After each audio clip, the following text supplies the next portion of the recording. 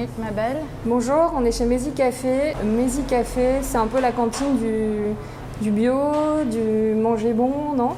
Bonjour Amélie. On est chez Mézi Café. C'est un peu la cantine de tout le monde, j'ai envie de dire. D'accord. Mais c'est vrai qu'on aime bien travailler avec des ingrédients simples, de saison, et les transformer le moins possible. Donc tout ce que vous allez trouver ici, c'est plutôt des ingrédients dans leur état d'origine. Et nous en faisons des choses plutôt gourmandes, plutôt de saison. Voilà, on fait des jus aussi. Les jus qui sont pressés à froid, à base de légumes. On essaie d'utiliser le moins de sucre possible, donc il y en a peu ou pas dans nos jus. Il y a pas mal de compléments alimentaires pour accentuer les bienfaits de nos jus. Alors pressé à froid, souvent on me demande qu'est-ce que c'est que des jus pressés à froid. Donc ça c'est une eau désaltérante dans laquelle on a mis des graines de chia. D'accord. Les jus pressés à froid, c'est un système qui vous permet de séparer la fibre du liquide. Et donc quand vous les buvez, ça laisse votre système digestif au repos. Ok. Donc c'est très bon pour des détox. C'est très bon aussi le matin, après le sport. C'est tout simplement un apport de nutriments, de vitamines et de minéraux sans forcément que votre système digestif se mette en marche. Et c'est vrai que ces jus-là, j'en vois souvent dans des salles de yoga. Vous êtes connu pour vos jus en premier, j'ai l'impression, pour le détox. En fait, on a commencé par faire des jus. Et c'est vrai que les jus, dès l'instant où vous aviez décidé d'ouvrir un lieu, des Mézi, les jus sont devenus le complément d'une alimentation aussi simple que les jus. Donc, mais est-ce qu'on peut se nourrir toute la journée de jus? C'est comme tout, il ne faut pas qu'il y ait d'excès. Oui, on peut se nourrir de jus toute la journée pour laisser reposer le système digestif, le foie, les reins. Tout ça, c'est très bien pendant 4-5 jours. D'accord. Je pense qu'après, il faut réintégrer des aliments dans son alimentation. Ouais, puis c'est dur quand même de manger que des jus, boire des jus, non? Ça dépend de son rapport à la nourriture. Le rapport à la nourriture, il faut qu'il soit toujours sain quand vous sentez que vous avez fait des excès ou que vous avez besoin de vous nettoyer, notamment au printemps, le foie, il a besoin d'être expurgé, mais c'est aussi vrai toute l'année. Quand vous sentez que vous avez fait des excès, le week-end, vous pouvez vous permettre de faire 3 jours de petits nettoyages. C'est aussi bon de le faire en jeûne. D'ailleurs, je pense que la plupart des médecins prônent pas mal le jeûne. On est quand même dans une société où on a tendance à plus manger que pas assez. On souffre pas vraiment de malnutrition en ville. Mais moi, je prône plutôt l'apport de jus parce que je pense que le jeûne tout court, il est un peu dur. Alors que psychologiquement, on a quelque chose à... Oui, puis ça vous apporte quand même une hydratation, ça vous apporte les minéraux dont vous avez besoin. Vous n'êtes pas tout à fait démunis, vous pouvez continuer à faire vos activités, vous n'êtes pas fatigué. C'est quelque chose que vous pouvez faire en réalité. Vous pouvez vous nourrir que de jus pendant un week-end prolongé, mais vous pouvez aussi faire ça tous les jours, c'est-à-dire utiliser des jus comme apport quotidien à votre journée. Donc ça peut être un petit déjeuner à la place d'un petit déjeuner par exemple. D'accord. Puis après vous reprenez votre alimentation habituelle. Comment vous avez eu cette idée de faire Mézi? Parce que vous êtes plutôt dans la partie communication. Alors ce n'est pas moi qui ai eu l'idée. D'accord, c'est votre mari? C'est moi qui m'intéressais aux jus, qui buvais des jus et qui mangeait pas mal végétarien et vegan à la maison. Et je visitais des lieux semblables dans le monde. Et en fait, c'est mon mari qui a eu l'idée d'ouvrir un lieu pour y accueillir sa femme et sa communauté. Et en fait, il a été très surpris par le succès de Mézi parce que c'est vrai qu'aujourd'hui, ça intéresse beaucoup de monde. D'avoir une autre option de s'alimenter autrement. Qu'est-ce que vous en pensez justement de beaucoup de monde? Il y a une espèce quand même de phénomène un peu de mode sur le sans gluten et sur les jus. Comment vous ressentez ça en fait? Parce que si c'est vous, c'est ancré en fait en vous, je crois, enfin en tout cas je le ressens comme ça, cette culture de bien manger, d'avoir un rapport aux aliments sains entre guillemets, puisque chacun a son propre rapport aux aliments, mais comment est-ce que vous ressentez cette mode? Est-ce que ça vous agace? Est-ce que vous trouvez ça sympa? Alors moi, j'appellerais pas vraiment ça une mode. J'appelle ça une tendance de fond. Je pense que ça a mis beaucoup de temps à arriver en France. C'est déjà bien établi dans d'autres pays. Et c'était inévitable que ça arrive en France aussi. C'est tout simplement une autre option. Je pense qu'on est très loin quand même d'un tsunami. Les gens continuent à s'alimenter comme d'habitude. Mais c'est vrai qu'il y a une plus grande conscience de ce qui reste gourmand, de ce qui plaît, parce qu'on a quand même une vraie culture de ce qui est gourmet en France, mais à ça vient s'ajouter désormais une conscience de ce qui fait du bien.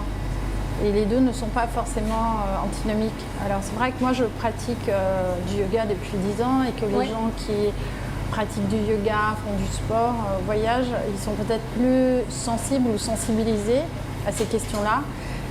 Donc c'est vrai que quand on rentre en France et qu'on nous dit est-ce que vous trouvez que c'est un phénomène de mode, on a tendance à dire non, c'est une conscience qui arrive en France et qui, je pense, ne va pas repartir, elle va plutôt s'installer.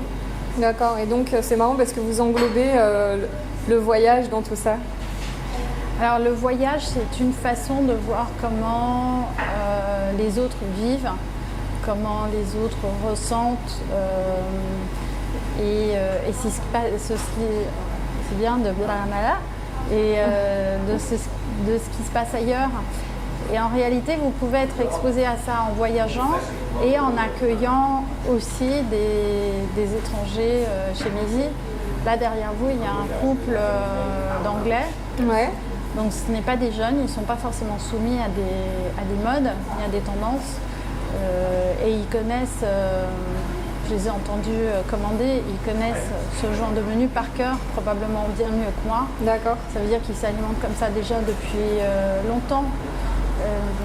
Dans les pays anglo-saxons, ce qui est végétarien, ce qui est vegan, les jus, les compléments alimentaires, c'est devenu un mode de vie déjà depuis longtemps. Et donc, tout le monde s'y intéresse, les vieux comme les jeunes, les hommes comme les femmes. En France, c'est un petit peu plus récent. D'accord, mais c'est vrai que c'est gourmet. Hein. Moi, j'ai goûté les plats véganes avec une boule, on dit que c'est du faux fromage. Ah oui, du fromage de noix de cajou. Super bon. Oh là là, je m'en suis pas remise. Alors, moi qui ai une addiction au fromage. Exactement, comme moi d'ailleurs. C'est vrai c'est difficile de se passer de fromage. Comment vous faites? Mais je ne m'en passe pas. Je ne suis pas stricto sensu. D'accord. Je prends du fromage de noix de cajou de Mézy. Et c'est vrai que je suis italienne et je n'ai jamais réussi à me passer du mozzarella parmigiano. Ah ouais. Voilà, c'est à peu près ma seule... La mozzarella, vous en mangez? Non. Non. Le parmesan, il paraît que c'est le fromage le plus... Comment dire, le plus toléré dans ce genre de mode de vie en fait. Je pense aussi que ça vient de la façon dont il est fabriqué. C'est comme tout, je pense qu'il ne faut pas être forcément rigoriste, il faut savoir ce qui est bon pour soi, il faut avoir aussi, j'ai envie de dire des valeurs, mais il ne faut pas s'enfermer parce que sinon socialement on peut mettre les autres mal à l'aise, particulièrement dans des situations sociales où tout le monde ne s'alimente pas comme vous, êtes invité chez les autres. Donc moi, je fais en sorte que ça ne pèse jamais. D'accord, oui, vous ne faites pas forcément remarquer, mais absolument vous piochez dans votre assiette ce qui vous convient, quoi. Exactement, je pense que c'est possible pour tout le monde. Ça vaut pour des amis qui nous invitent et ça vaut pour des nouveaux endroits. C'est vrai, parce qu'on se sent... Excusez-moi, je vous coupe la parole, mais parfois, c'est vrai que quand on adopte ce style de vie, un peu sans gluten, ou pour lutter contre les inflammations, faire attention au type d'aliments, on peut se sentir ostracisé. Et c'est vrai qu'on peut se couper un peu des autres socialement. Alors je pense qu'il faut distinguer les gens qui ont des vraies pathologies, comme les vraies les gens intolérances. qui sont exactement atteints de la maladie cœliaque ou qui ont des vrais problèmes d'allergie. Et pour eux c'est dramatique parce qu'il faut qu'ils fassent vraiment attention et il faut qu'ils fassent confiance quand on leur dit que ce qu'ils vont manger, par exemple, est sans gluten. Voilà, donc ça c'est vraiment des cas qu'il faut distinguer. Et après vous avez ce qu'on appelle des intolérances ou une décision de manger plus qualitativement. Donc ça veut dire que vous allez préférer ou privilégier des pains avec des farines anciennes où donc le niveau de gluten est très bas, voire inexistant, ou pour votre propre confort, vous allez préférer manger des gâteaux sans gluten parce que vous avez réalisé avec le temps que vous gonflez moins, que vous digérez plus vite. C'est vrai qu'aujourd'hui le gluten on le retrouve un peu partout, caché, c'est la même histoire que le sucre. Donc il y a des gens qui prennent la décision de ne plus en manger ou d'en manger moins. C'est pour ça que ces gens-là, je les distingue de ceux pour qui c'est une maladie, parce que je pense qu'on peut se fixer de ne plus en manger. Et puis si vous êtes dans un cadre où vous ne pouvez pas faire autrement, je pense qu'il faut rester un petit peu souple. Moi, ce que je retiens dans tout ça, c'est s'écouter soi-même, en fait. C'est trouver son propre... ce qui nous convient, en fait. Finalement, on a chacun notre façon d'être bien dans son corps. Absolument. Je dirais que c'est la règle numéro 1. Il y a des généralités, donc j'ai envie de dire il y a des règles générales pour tout le monde. Et après, vous avez, ce qui vous convient, vous connaissez mieux que personne. Donc vous savez ce qui vous convient, vous savez ce qui vous convient moins, vous savez vous écouter. Vous voyez bien comment vous réagissez. On sait très bien ce qui nous convient, ce qui c'est pas si facile d'écouter son corps. Ce qui nous plaît. En fait, c'est pas mais parfois, si ce qui facile nous plaît, c'est pas ce qui nous fait du bien, en fait. Je pense que ce n'est pas si facile de s'écouter tout court. Parce que la plupart du temps, on sait ce qui nous fait du bien, ce qui nous convient, mais on n'est pas toujours prêt à le faire. Et ça vaut pour tout. C'est vrai qu'il vaut mieux se coucher tôt. C'est vrai qu'il vaut mieux manger 5 fruits et légumes par jour. C'est vrai qu'il vaut mieux boire 1 litre d'eau par jour, etc. Donc on sait tout ça. Mais on n'a pas toujours envie de s'y plier. Une fois, c'est pareil pour l'alimentation, une fois qu'on a compris ce qui nous fait du bien, et encore faut-il se faire plaisir. Donc je pense que ça, il ne faut pas l'oublier. Et quand on peut trouver les deux ensemble, c'est formidable. Parce que vraiment la cuisine végane et végétarienne, pour moi, elle n'est absolument pas privative. C'est pas du tout le but du jeu. Nous, on ne revendique pas forcément le côté healthy en premier, mais plutôt le côté gourmand. Donc le côté gourmand, c'est un peu l'odeur que vous entendez là. C'est l'odeur qu'on entend, qu'on sent. L'odeur, l'odeur qu'on entend, c'est intéressant. Ça c'est un bon lapsus. L'odeur que l'on sent, c'est ce qui est en train de cuire dans le four. Je pense que c'est un cake. Bon. J'avais oublié de sentir, vous voyez, vous me dites de sentir.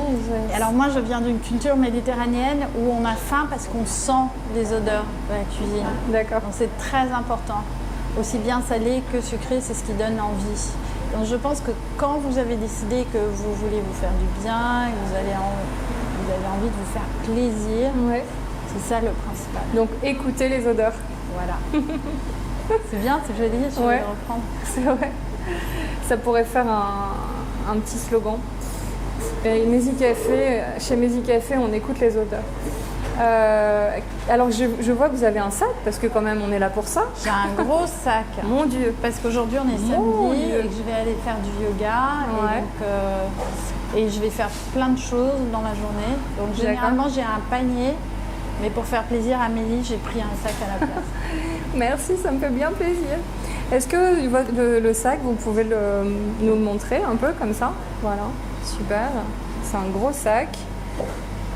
Est-ce qu'on peut savoir d'où il vient et la marque? Enfin, je sais pas. Si alors généralement, je ne donne pas les marques, mais on sait que c'est made in Italy en tout cas. Ça, c'est made in Italy. Et c'est un sac Céline que j'ai depuis bientôt, j'ai envie de dire 7 ans. 7 ans. Longtemps. D'accord. Alors, dedans, il y a l'immanquable iPhone avec les auriculaires. Parce que comment vivre sans? C'est vrai. Hein, Katinka? Est-ce que vous... Ensuite, Qu'est-ce que vous faites en priorité avec ce téléphone? Est-ce que vous arrivez à vous faire un peu de... Vous faites des jus détox? Est-ce que vous faites de la détox digitale? En fait, je ne suis pas si branchée que ça. Je suis rarement au téléphone déjà. D'accord. Je fonctionne beaucoup sur écran. Et je regarde pas mal de recettes online. J'utilise beaucoup pour voir, dès que j'ai une idée, je vérifie, ça me donne d'autres idées, etc. Ça me fait assez voyager. D'accord. Évidemment, je lis mes mails, je réponds à mes mails. Ouais. Et c'est le dernier? C'est le dernier iPhone? C'est l'iPhone 7. Ouais. D'accord. Je me tiens en contact avec mes copines de yoga. Par exemple, là, j'ai un message de quelqu'un qui me dit je vais au yoga maintenant, parce qu'il y a un cours qui a lieu à midi et il y a un cours qui a lieu à 16h. D'accord. J'ai une copine qui me dit qu'elle y va maintenant. Qu'est-ce que vous faites? On a un petit groupe sur WhatsApp et on communique entre nous comme ça. Vous faites quoi comme style de yoga? Du yoga Iyengar. D'accord. C'est très une grande discipline. Oui, les professeurs sont des gens très rigoureux, qui mettent du temps à se certifier. C'est très long pour devenir professeur de yoga Iyengar, donc c'est une discipline exigeante, mais tout à fait formidable. Vous en faites où? Alors moi j'en fais chez Kshanti Yoga, d'accord, le Vieux Colombier, sinon chez moi. Le week-end je vais chez Kshanti et la semaine je le fais chez moi. Vous faites toute seule? Je le fais toute seule tous les matins, sauf un matin par semaine où j'ai mon yogi master qui vient à la maison, qui s'appelle Louis et que je salue bien bas. Bonjour Louis. Est-ce que vous pourriez nous donner une bonne adresse de site internet pour faire son yoga soi-même quand on n'a pas le temps? Alors, je ne suis pas la meilleure parce que j'ai un enchaînement que je fais depuis longtemps, qui est toujours le même. Mais j'ai une amie qui s'appelle Charlotte Chenet, qui me dit qu'elle utilise une application dont je ne me souviens pas du nom, mais je vais lui demander tout de suite. Ah, super. Elle m'en parle souvent. En direct live. Et elle fait du Vinyasa Flow. Et je vais lui demander ce qu'elle utilise. Parce qu'il y a des tas de chaînes YouTube, comme c'est vrai que le yoga, c'est aussi, en ce moment, ça s'est beaucoup répandu. Mais quoi regarder? Voilà, Charlotte, j'espère que tu vas me répondre. Comme ça, je vous donnerai le nom de... Il y a des tutos. Ça, je les regarde en revanche. Il faudrait des leçons qui fassent un peu 30 minutes. Il y a des tutos sur l'Instagram du centre Kshanti. C'est vrai que Catalina, qui elle aussi pratique le Vinyasa Flow, elle montre des enchaînements qui sont super intéressants. D'accord. Qu'est-ce qu'il y a d'autre dans ce sac? Alors, mon iPhone indispensable, le baume pour les lèvres, comment vivre sans. Alors, aujourd'hui, j'ai un beurre de karité. Généralement, je prends ça ou alors une crème qui s'appelle homéoplasmine. C'est assez simple ce que je mets sur... les lèvres. C'est quoi comme référence? C'est l'Occitane, non? Ça, c'est l'Occitane, oui. D'accord. Voilà. C'est à quoi comme... Nature. C'est nature. Naturel, 100% naturel. D'accord.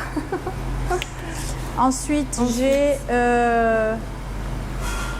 mes clés de maison parce que malgré le fait que je les oublie très souvent, heureusement, j'embrasse ma concierge qui me dépanne plusieurs fois par semaine. Qu'est-ce qu'il y a comme porte-clés dessus?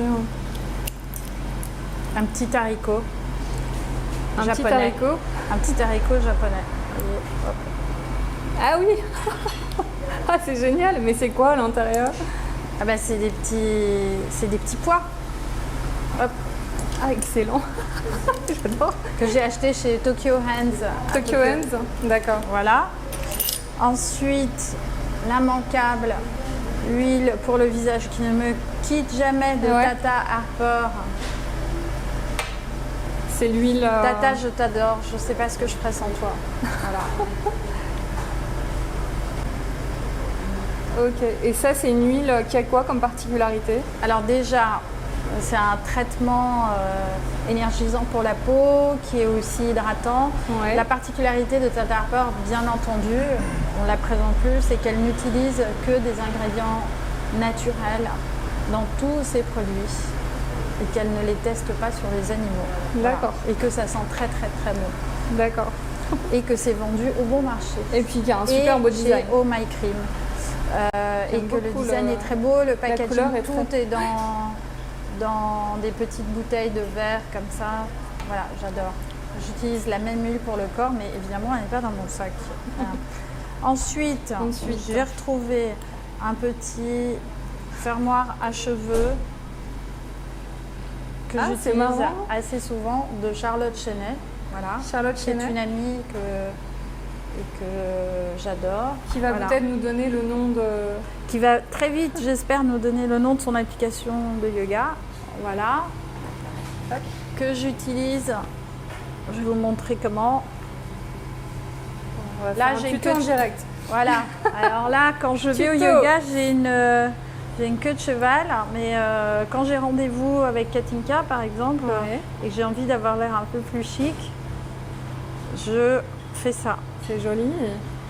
Vous avez des beaux cheveux. Voilà. Et qui est-ce qui a fait ça? Charlotte Chenet. D'accord. C'est une créatrice de bijoux. C'est une créatrice de bijoux très très talentueuse et elle fait aussi des bijoux pour les cheveux. D'accord. Bah écoutez, on va continuer l'interview comme ça, de dos. Moi, voilà. je plaisante. Alors, qu'est-ce que j'ai d'autre? J'ai de l'arnica. Ah, ça peut toujours servir. Ça, c'est toujours très utile parce que comme je fais tout à pied ou à vélo en ville et que je me prends constamment des gamelles. Ah ouais Vous avez un casque Oui, mais enfin, c'est des gamelles gentilles. Hein. Je prends des coins de table. Je suis assez étourdie, donc j'ai toujours ça dans mon sac parce que j'en mets très vite sous la langue et ça m'évite d'avoir des bleus. Voilà. C'est vrai que c'est bien pratique. Qu'est-ce qu'il y a d'autre dans ce sac? Un truc que m'avait appris ma mère. Après, voilà, j'ai des badges pour entrer dans mon bureau. Ça aussi, c'est très utile. Il est où votre bureau? Il est dans le 8e arrondissement. Je ne vais pas vous dire où parce que j'ai pas envie d'avoir des fans devant la porte de mon... Mais c'est le bureau de Mézy? Le bureau de Mézy est juste à côté. Et là, c'est le bureau de mon travail de communication que je fais du lundi au vendredi et que j'adore. Et on peut savoir ce que c'est? Je travaille pour une marque masculine qui s'appelle Berluti. D'accord. Qui fait des très beaux vêtements et des très beaux souliers pour hommes. Et qui a une boutique pas loin, rue du Faubourg Saint-Honoré. D'accord. Et le blouson que vous portez aujourd'hui? Alors, le blouson que je porte est un blouson de Vuitton dessiné par Nicolas Ghesquière. Ah, il est beau. Il est magnifique. Très, très talentueux. Et le t-shirt que je porte est de Zadig et Voltaire.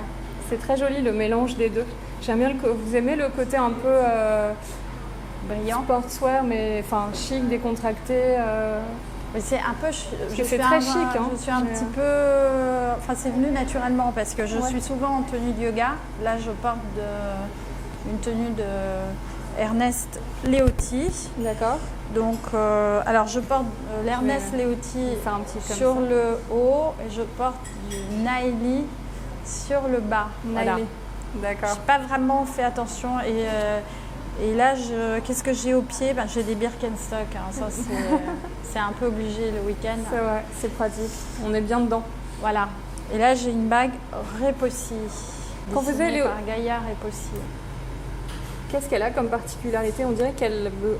Alors, c'est de l'or noir. C'est beau. Voilà. Et elle est encastrée. C'est plusieurs petites bagues qui sont encastrées. C'est magnifique. Elle est très douée Quand aussi. vous allez au bureau, vous adoptez un style différent ou vous êtes plutôt dans un style décontracté? Non, justement, je m'habille pas mal comme ça. Bon, cette veste, je la quitte jamais. Mais voilà, je mélange ça avec des t-shirts Uniqlo. Ça peut m'arriver. Uniqlo, pourquoi Uniqlo? Parce que je trouve qu'ils font des super t-shirts. Ok, c'est des bons basiques.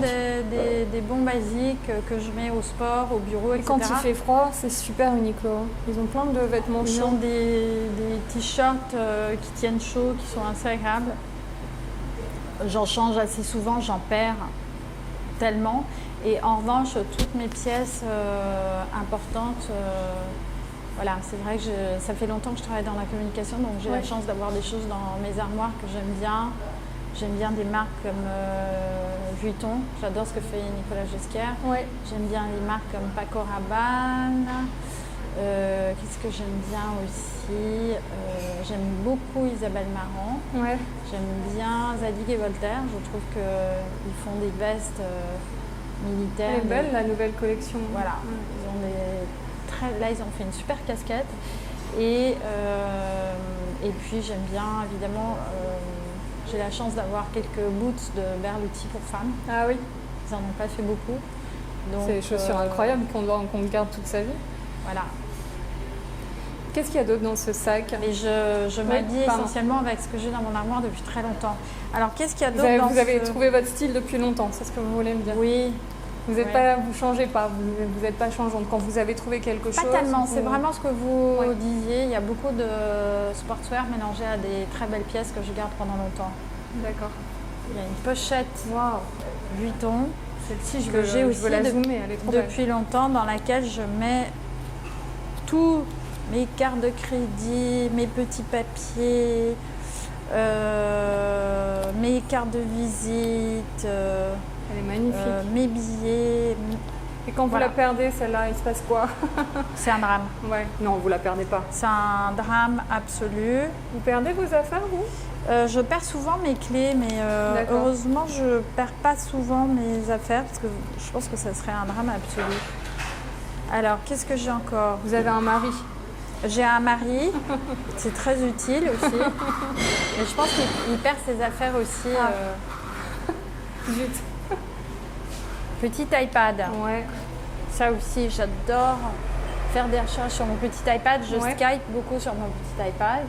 Et puis quand j'ai un petit peu de temps, je lis dessus ou je regarde des films sur Netflix. Et vous travaillez Je travaille pas mal dessus parce que j'ai trouvé une clé USB qui se branche dessus.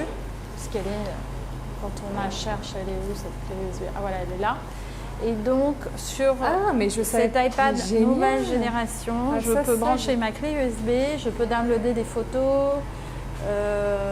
Ça c'est bon à savoir. Je peux envoyer des Dropbox, etc. Ouais, ça c'est le nouvel iPad. Donc en fait, je peux travailler dessus comme un, vous pouvez pas avant comme un ordinateur. Ça c'est génial parce que je crois qu'on ne pouvait pas mettre un petit stylet parce que il faut que j'abandonne l'habitude de travailler avec mes pouces et mes doigts parce que j'ai eu un petit problème de tendinite à la rentrée qui vient de là justement. Donc maintenant, je prends l'habitude d'utiliser le petit stylet. Comme c'est un stylet qu'on utilise sur l'iPad? Sur l'iPad et sur l'iPhone. Au lieu d'utiliser le pouce, vous utilisez le petit stylet avec le petit embout en caoutchouc. Ça se trouve où ça? Ça se trouve, moi je l'ai trouvé chez Boulanger. Mais vous pouvez le trouver online aussi. Ok. Ensuite, qu'est-ce qu'il y a? Ah oui, j'ai oublié mon rouge à lèvres et mon rouge à joues. Ils étaient au fond de la valise, c'est pour ça. Alors, le rouge à joues, je l'ai un peu salopé, le pauvre. C'est une petite couleur, un petit stylo bonne mine de Sisley. Voilà. D'accord. Vous pouvez voir que je l'ai beaucoup utilisé, je l'ai depuis longtemps. Il est un peu crado, le pauvre, mais je l'aime tendrement. Vous le mettez sur les joues, hein, c'est ça? Voilà, je fais ça. Tac, tac. C'est un petit blush. Hein. Voilà, c'est un petit blush que j'utilise comme ça sans me regarder, généralement. Ouais. C'est quoi J'arrive la à me référence? maquiller sans me regarder quoi? La référence, c'est quoi de... Alors, qu'est-ce qu'il y a marqué dessus? Papaya numéro 3. Papaya numéro 3.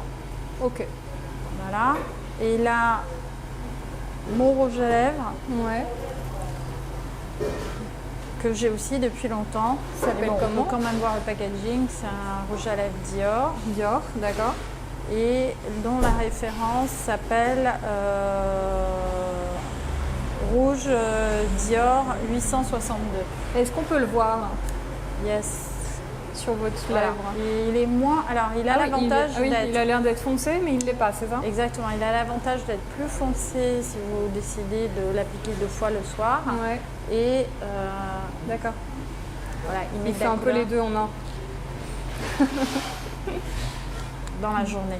Vous êtes make-up ou pas trop? Alors, je ne l'étais pas tant que ça, jusqu'à ce qu'une amie qui s'appelle Mathilde Favier voilà, m'introduise au bonheur du make-up. D'accord. Et donc c'est elle qui m'a C'est la appris directrice de la communication de Dior. Elle s'occupe des célébrités chez Dior. D'accord. Elle travaille à la communication. Et c'est une fille formidable qui s'intéresse au yoga, qui s'intéresse à l'alimentation et au parfum. D'accord. Et évidemment au make-up. Et donc c'est elle qui m'a appris un peu à me maquiller. D'accord. Et elle a fait du yoga aussi, je crois qu'elle fait était avec du yoga vous à la aussi, retraite. Elle était avec moi. Ça c'est les restes de la soirée d'hier du local d'à côté. C'est vrai que vous avez le local. Et donc elle était avec moi à la retraite de yoga, mais comme d'autres filles, on était tout un groupe très sympathique avec Catalina, la fondatrice de Chantilly Yoga. Il y avait M. Stone aussi, Alix. Il y avait Alice et Caroline Petit qui étaient là. Il y avait Maria-Mélie Sauvé. Ouais. Il y avait Manuela Suarez qui s'occupe de Tata Harper. D'accord. Il y avait qui d'autre que vous pourriez connaître, Brenda qui est décoratrice. Il y avait ma copine Béatrice qui est une artiste qui vient de me dire qu'elle va au yoga maintenant. Il y avait Cecilia Bonstrom qui est la directrice artistique de Zadig et Voltaire. D'accord. Et voilà, on était plusieurs à partir. Super. Ça donnait envie en tout cas, les photos étaient... C'était super. Ouais. C'était où? C'était extraordinaire. C'était à l'hôtel Toral Bank à Minorque, d'accord, en Espagne. Et c'était une vraie retraite de bien-être. On a parlé alimentation, justement, on a parlé plaisir de l'alimentation, les saisons, le yoga, la méditation. La méditation. Vous avez vraiment une appli? On va en refaire une autre d'ailleurs. D'accord. En janvier. Est-ce que vous avez une appli sur la méditation à nous recommander? Non, en revanche, j'ai le nom de votre application de yoga. Ah bah je veux bien. Elle s'appelle Down Dog. Ça s'écrit comment? Down, D-O-W-N, Dog, D-O-G. Comme un chien. D'accord. Voilà. Super. Mais ça c'est bien pour faire du yoga. Donc ça, c'est des applications payantes. Si vous souhaitez suivre un tuto qui n'est pas payant, vous pouvez aller sur l'Instagram de Chantilly. D'accord. Est-ce qu'il y a d'autres choses dans ce... Alors il y a des documents de travail. Il y a des documents de travail qui sont confidentiels. Non, pas tellement, mais qui sont les recettes de musique. Je prends toujours avec moi le week-end. Dès que j'ai 10 minutes, je m'assois et je regarde un petit peu les recettes. Ouais. Il y a un sac, un folder pour mon iPad. D'accord. Parce que je laisse tomber mon sac assez souvent, donc pour ne pas l'abîmer. Et il y a toutes mes lunettes. Ouais. Alors. Oui, alors j'ai une autre pochette. Ah, c'est le... J'ai la version gold. C'est la femelle. Voilà. Je sais pas. Et c'est la petite sœur. C'est le petit frère. Elles n'ont pas des petits noms, vos pochettes? Gold et silver. Je les appelle un peu gold silver. Ensuite, qu'est-ce que j'ai? Alors, chargeur. Ouais. Ah bah alors ça c'est énorme comme chargeur. C'est quoi? C'est une batterie qui est portable, portative? Voilà, exactement. C'est quoi comme marque? Une petite batterie. C'est toujours pratique à savoir. Et alors je les achète toujours dans des aéroports. D'accord. Et je ne vois pas le nom. Ah oui, Anker. Anker. Ok. Dès que je voyage, comme je les perds assez souvent, j'achète une batterie. Ouais. J'ai donc, je disais, des lunettes. Alors là, j'ai des lunettes de soleil. Ouais. Waouh. La marque Gentle Monster, qui est une marque coréenne. Waouh. Et super c'est classe des lunettes avec le blouson. Je les mets tout le temps. Elles sont Jungle super. Monster. Gentle, comme gentil. Gentle Monsters. Monsters. Ok. Voilà. Ensuite, ça c'est les lunettes de soleil. Ouais. Et quelque part, je dois avoir des lunettes de vue, parce que moi, je ne peux plus me passer de mes lunettes de vue. Les voilà. Ça, je les ai souvent, dès que je me mets sur mon téléphone, je les mets. D'accord. Et voilà. Elles sont classe aussi, elles vous vont bien. C'est la marque... Et alors ça, c'est quoi déjà comme marque? Cutler & Gross. Ah oui. Voilà. Ouais, j'ai découvert cette marque il n'y a pas longtemps. Elle est très chic. Donc ça, je peux les garder d'ailleurs. Ouais. Vous pouvez les laisser ça sur la table comme ça. Je vais faire une petite photo. Est-ce que vous avez d'autres choses dans votre sac? C'est à peu près tout, je dirais. D'accord. Je pense que là, on a vraiment fait le tour. Ouais. Vous définirez comme quelqu'un de plutôt organisé? Plutôt, même, je dirais, très organisé. D'accord. À la limite de la verrouilleuse. Ça vient de votre pratique du yoga peut-être? Ça vient pas La du tout de ma discipline. pratique du yoga, ça vient De vous, et c'est pour ça que vous faites du yoga? Ça vient du fait que je fais pas mal de choses et que je suis toujours en train de penser à... Je suis un peu multitasker ou slasher, je ne sais D'accord. pas comment on peut appeler ça, et donc du coup je compartimente bien dans ma tête et voilà, ce que vous avez dans mon sac, c'est ce qu'il y a dans ma tête. Ah, c'est intéressant. Vous avez eu des méthodes comme pour réussir à tout classer, ouvrir les tiroirs, fermer les tiroirs? Vous avez appris toute seule ou... Pas tellement, je pense qu'il faut s'inventer des moyens mnémotechniques. Ouais. Voilà. Ok. Il faut vraiment avoir... il faut toujours se dire, si demain j'étais sur une île déserte pour continuer à fonctionner, quels seraient mes essentiels? Et essayer de se dire, bon, est-ce que ça tient? Est-ce que ça peut tenir dans un sac? Ok. Voilà. Je vous remercie.